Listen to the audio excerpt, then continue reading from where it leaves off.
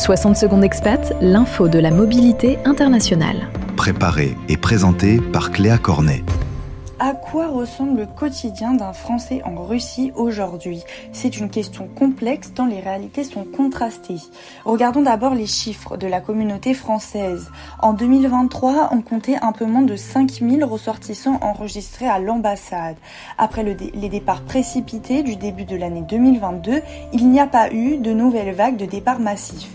Le nombre d'inscrits s'est même stabilisé, passant de 3500 Français en 2024 à 3530 en 2025. Sur place, les profils politiques divergent. Certains expatriés francophones très conservateurs soutiennent ouvertement le gouvernement russe, tandis que d'autres continuent de vivre là-bas malgré un profond désaccord politique. C'est le cas par exemple du chef étoilé David Emerlé, qui expliquait en 2023 que sa vie et sa famille étant en Russie, il ne partirait pas.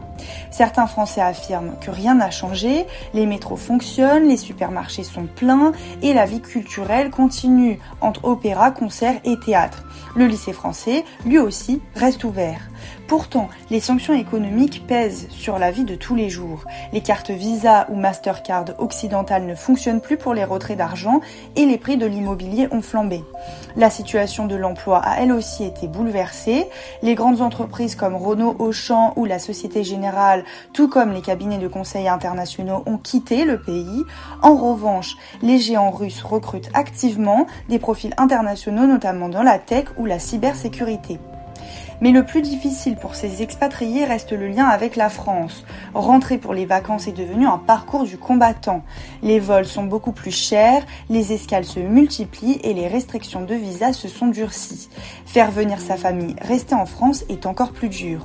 Pour rappel, en février 2022, la Russie a lancé une invasion massive et directe en Ukraine, après des mois de tensions militaires à la frontière et 8 ans après l'annexion de la Crimée. L'info de la mobilité internationale À retrouver en podcast sur fdlm.fr.